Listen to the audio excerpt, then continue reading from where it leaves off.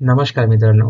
मित्रांनो, ITI नवीन registration सुरू झाली आहेत. म्हणजेच नवीन ॲडमिशनसाठी जो काही आपण ऑनलाईन ॲप्लिकेशन भरतो, ते ऑनलाईन ॲप्लिकेशन आता सुरू झाली आहेत. तर त्यासाठी ऑनलाईन ॲप्लिकेशन हे कसं पद्धतीने करायचं, त्यासाठी आपला क्रायटेरिया काय काय लागणार आहे आणि त्याची कशा पद्धतीने हे सोडत होणार आहे, याची सविस्तर माहिती आपण एका व्हिडिओच्या माध्यमातून पाहणार आहोत.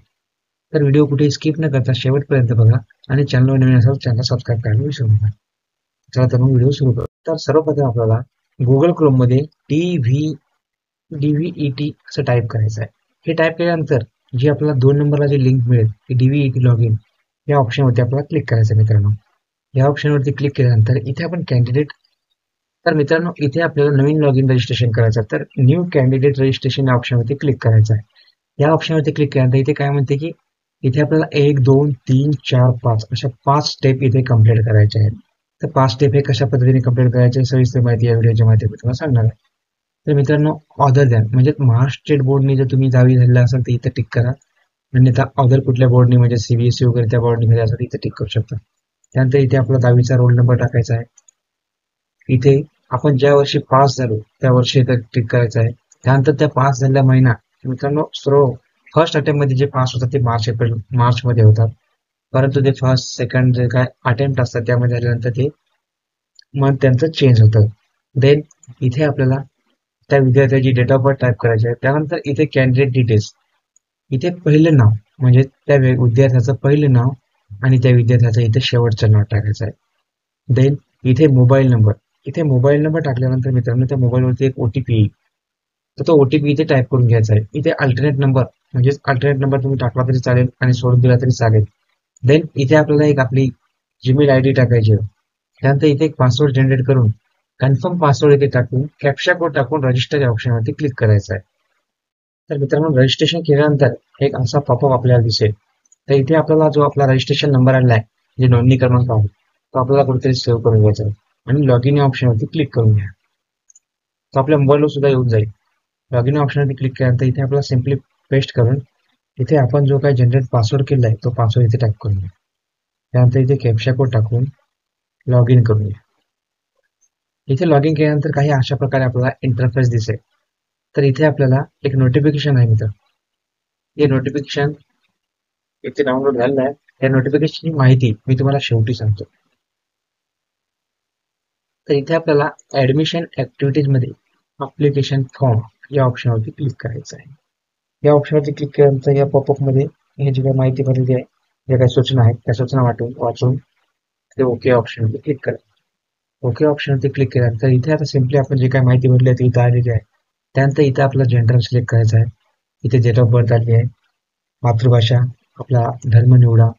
त्यानंतर कास्ट कॅटेगरी जे काय असेल ते ओपन OBC.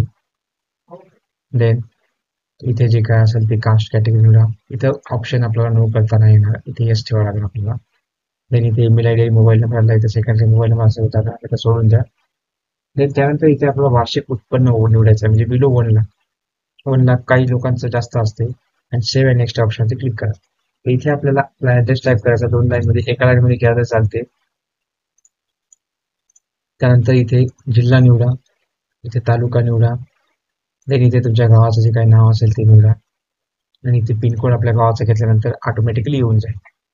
तर इथे नेक्स्ट पेज या ऑप्शनवरती क्लिक करा. इथे आपल्याला काय विचारते की तुम्ही अनाथ आहात का असेल ते येस करा. अन्यथा येस केलं तर इथं तुम्ही कुठल्या संस्थामध्ये आहे ते येथे नो करा. देन त्यानंतर इथे काय विचारते की आपल्या पालकांची माहिती तुम्हाला माहिती आहे का.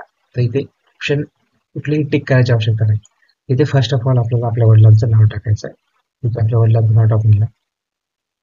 तर इथे आपण इथे नाव सांगेल आपल्याला कुठलं नाव येणार आहे. ठीक आहे. त्यानंतर इथे आईचं नाव टाका. देन इथे सरनेम टाका आपलं. त्यानंतर मित्रांनो इथे पप्पाचं इथे सेल्फ एम्प्लॉय करा आणि इथे मम्मीचं नॉट एम्प्लॉय करा. कारण दोन्ही जर एम्प्लॉय आपलं तुमचं इन्कम हे वाढेल. देन इथे आपला वार्षिक इन्कम पप्पाचा 1 लाखाच्या आत निवडायचा आहे आणि इथे नो इन्कम करायचं आहे मम्मीचं. त्यानंतर राज्य आपलं आलेलं आहे इथे महाराष्ट्र आणि इथे तुमचा तहसील निवडा. इथे ॲज इट इज सेम निवडा. नेक्स्ट पेज या ऑप्शनवरती क्लिक करा. इथे काय विचारते की do you belong to reference म्हणजे आपण संरक्षण श्रेणीचे आहात का असेल तर येस करा. येस केलं तुम्ही तिथं तुम्हाला ward of death, ward of handicap serviceman वगैरे जे काय असेल ते करा. देन इथे तुम्ही 40% अपंगत्व असाल तर यस करा आणि इथे यस केल्यानंतर तुमचं किती टक्के आहे ते टक्केवारी टाका आणि कशामध्ये आहे यावरती टाका. नसल्यास इथे नो या ऑप्शनवरती क्लिक करून घ्या. त्यानंतर आपण थोडंसं स्क्रोल डाऊन खाली येऊ. इथे आपण इंटरमिडिएट चित्रकला परीक्षा पास आहात का असं यस करा, नाही तर नो करा. काही स्पोर्ट्स मध्ये असेल तर यस करा, नाही तर नो करा. त्यानंतर महाराष्ट्र शासकीय मान्यता फक्त बालसभागृहातून उत्तीर्ण झाले उमेदवार असेल यस करा, नाही तर नो करा. आणि नेक्स्ट पेज ऑप्शनवरती क्लिक करा. इथे नेक्स्ट या ऑप्शनवरती क्लिक केल्यानंतर शाळेचा जिल्हा, ज्या शाळेमध्ये तुम्ही 10वी झाली आहे तो जिल्हा, तो तालुका आणि ज्या गावात झालं त्या गावाचं नाव इथे टाईप करा. त्यानंतर इथे काय विचारते की आर यू 10 पास, यस. त्यानंतर तुमच्याकडे टेक्निकल म्हणजेच आपण 10वी SSC ला तांत्रिक विषय घेतला आहे का असेल तर यस करा. इथे यस केल्यानंतर इथे आपण पाहू शकतो की टेक्निकल सब्जेक्ट हा वाढलेला आहे. इथे जर नो केलं तर इथे टेक्निकल विषय तुम्हाला ब्लँक होईल. आता माझा नाही आहे त्यामुळे मी काय घेतलं नाही. अपंग श्रेणी असेल तर यस करा, अन्यथा नो करून टाका. त्यानंतर हॅव यू विद्या गणित हे ते ऑप्शन यस आहे. त्यानंतर इथे आपल्याला आउट ऑफ मध्ये 100 आणि इथे जे काही मार्क पडले आहे ते टाका 100.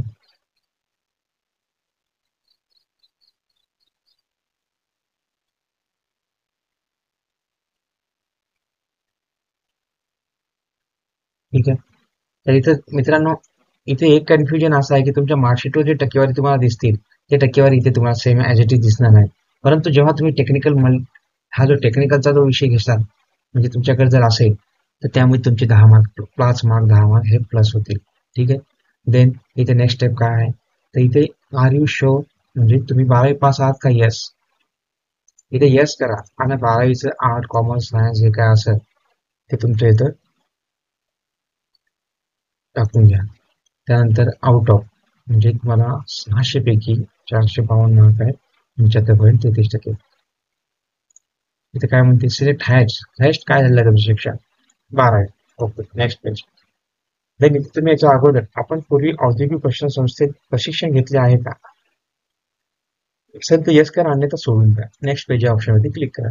देन इथे आपल्याला यवतमाळ या ऑप्शनवरती क्लिक करून म्हणजेच जो काय आपण जिल्हा निवडला तो जिल्हा निवडून इथे तुम्हाला जवळच्या कुठल्या ITI मध्ये हा फॉर्म सबमिट करायचा. मित्रांनो एक गोष्ट लक्षात ठेवा, आपण जो फॉर्म भरतोय ह्या फॉर्मची जी प्रिंट निघणार आहे ती प्रिंट आपल्याला ITI कॉलेजमध्ये म्हणजे तुमच्या नजीकच्या कुठल्या पण ITI कॉलेजमध्ये जाऊन तो फॉर्म सबमिट करायचा आहे. तो फॉर्म सबमिट केल्यानंतर तिथून आपल्याला एक कन्फर्मेशन लेटर मिळेल. ते लेटर घेऊन आपल्याला परत त्याच ऑनलाईन सेंटरवर जाऊन परत ट्रेडसाठी अप्लाय करायचा. ठीक आहे मित्रांनो. तर इथे आमच्या शेजारी जो ITI आहे तो उमरखेडचा इथं आहे. इथे घेतल्यानंतर इथे ॲक्सेप्ट या ऑप्शनवरती क्लिक करून मेक पेमेंट या ऑप्शनवरती क्लिक करायचं आहे. तर इथे आपल्याला मेक पेमेंट या ऑप्शनवरती क्लिक करायचं आहे. मेक पेमेंट या ऑप्शनवरती क्लिक केल्यानंतर काही अशा प्रकारे आपला इंटरफेस दिसेल. थोडंसं स्क्रोल होईल आणि त्यानंतर आपल्याला इथे सिम्पली UPI इथे डेबिट क्रेडिट नेट बँकिंगवर तुम्ही करू शकता. तर मी UPI थ्रू पेमेंट करतो. तर इथे UPIमध्ये आपला UPI ID म्हणजेच फोनपे, गुगल पे, पेटीएमचा जो काय तुमचा UPI ID असेल तो UPI ID इथे टाका आणि कंटिन्यू ऑप्शनवरती क्लिक करा. तर कॅन्सल पेमेंटचं ऑप्शन दिसतंय. तर आपल्या मोबाईलवर एक पॉपअप येईल आणि त्यानुसार आपल्याला ते पेमेंट करायचं. ते मी पेमेंट इथे कंप्लीट करून घेतलेलं आहे.